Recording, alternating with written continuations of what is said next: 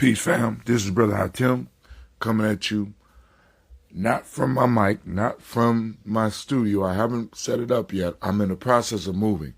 And I thought I could do it quick, but as you get older, it gets harder to move your whole life. I thought, I got some young people. I had a whole lot of stuff and a lot of disagreement, a lot of argument about how shit should be done. So I am behind. Life is lifing over here. And I want to thank all of you for your support. I want to apologize for not having the show ready on time.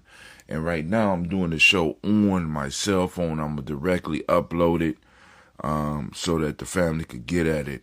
Because I want to make sure y'all got y'all coordinates for the day, right? The energies for the day. So today we are at the end of the cycle of Ujima. So for the last 49 days, we have been struggling and working through this this cycle of Ujima. And for those that don't know, in our system, our cycles are 49 days long. Okay? And I know when you add, and it's 7 cycles. So when you add those cycles up and you do the math, you be like, Brother Tim, that's not 365 days. We know. But stick with us. You'll get it, or come check us out in August where I break down the whole system in my discussion. Listen in because it's coming. But anyway, so we're coming to the end of the cycle of Ujima, which is a powerful-ish piece for us because we are also in the year of Ujima, which means we got a double portion of Ujima raining down on us, right? Which means that collective work and responsibility over these last 49 days may have been a major issue that you had to deal with. Now, because I don't know if y'all heard what I said at the beginning, because I have to go back to what I said. It was a lot of discussing and a lot of argument. First off, I wouldn't have been able to move without Ujima, right? Collective work and responsibility, because I have a tribe.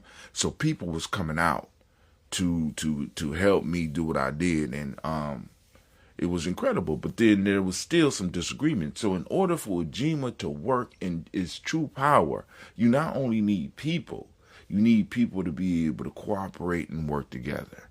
Okay? Ujima requires communication, proper communication in order for it to work.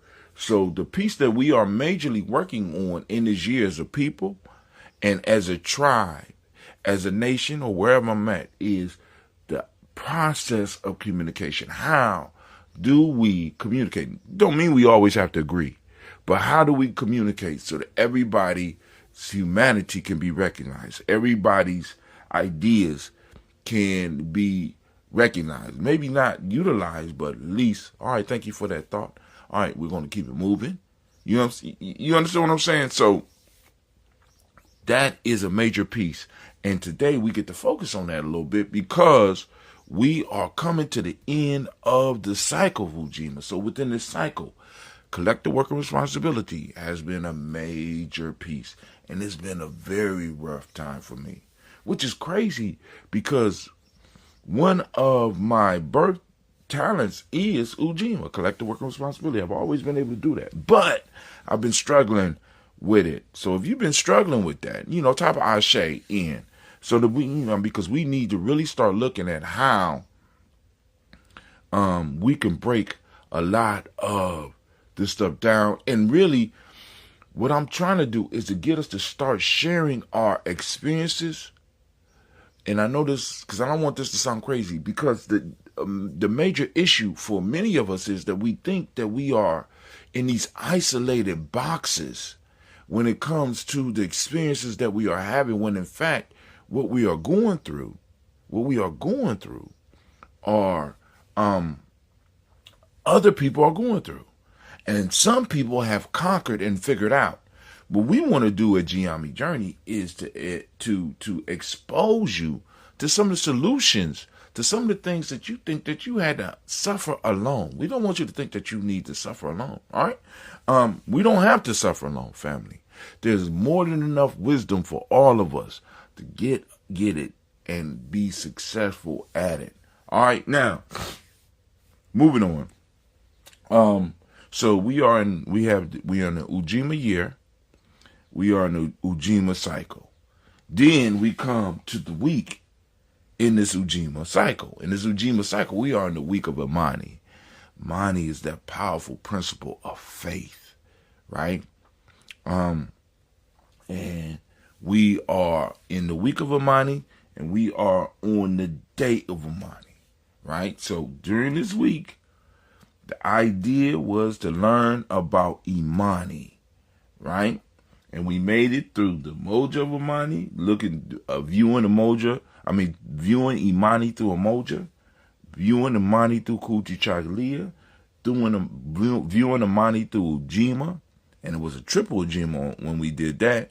Then we viewed Imani through Ujima, then we viewed Imani through Nia, then we viewed Imani through Kuumba. Now, we're viewing Imani through its own eyes. And the question I need to ask you, and if you would be so bold, could you share with everybody what you have learned about Imani during this whole cycle? What have you learned about faith? And what have you learned about your faith in this 7-day period, right? Because it's been a beautiful lesson. And we're going to get to have this lesson again. I'm just letting y'all know. Just not in this cycle. Ujima threw a whole flavor, because when you in the cycle, because we in the year of Ujima, right? Which is throws a little flavor on the year. That's the flavor of the year, and that's something that we need to focus on the macro level as a tribe, right? But then there's another flavor on it right now, because we are in the Ujimas, which throws a little extra Ujima flavor in it. So if you're cooking, and Ujima is like the salt, right? You make it a little bit of salty, but then you got these other principles that are interacting in different levels that throws a whole another flavor complex on, right? So, what did you learn about Imani this week is the key piece. Go on and share with us. Now, let's get to the proverb. Now, the proverb, I have been struggling with this proverb. When I first ran into it, I didn't understand. But let me say this. The proverb for today, and matter of fact, I'm going to skip the proverb for now. I'm going to come back to that, because I want to do a little read on that. But I want to make sure you get your ancestral algorithm. I want you to get the algorithm for today. The algorithm, now listen, the algorithm says clearly, the universe is rigged in favor of my growth. The universe is rigged in the favor of my growth. One more time. The universe is rigged in the favor of my growth, or your growth, in our growth. Let me say that like that. The universe is rigged in the favor of our growth. Family, come on now. Listen, if you can't pick that one up and rock with it, go and walk with it with pride and in power, I don't know what I don't know what I need to say to you, right? The universe is rigged in favor of your growth. The universe is rooting for you. The universe is putting obstacles there in favor, although it feels like you being pushed back, in favor of your growth. And in order for you to really listen to that, to hear that, and to receive that, guess what principle you have to be operating with? That's right. That you have to be operating with the principle of faith. Okay? Now, let's keep it moving. From there, we're going to go to the proverb of the day. And this proverb I have been wrestling with. Now, family, because I want you to understand, I'm not just reading this stuff to you. I am experiencing this whole process with you. All right? And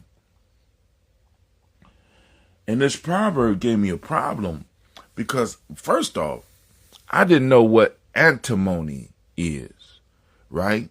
Antimony, right? And I had to look up the term antimony, and had to rest with this for a little while because I'm sitting up here like amazed because, first off, those of you that are listening, if you would, in our Telegram group, in the discussion part of the Telegram group, because we have a part where we have discussion, somebody place where antimony was a big thing.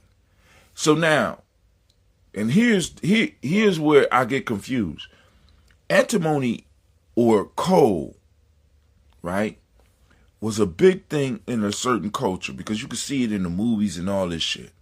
But then that was like 2,000 miles away from the people that this proverb come from, right?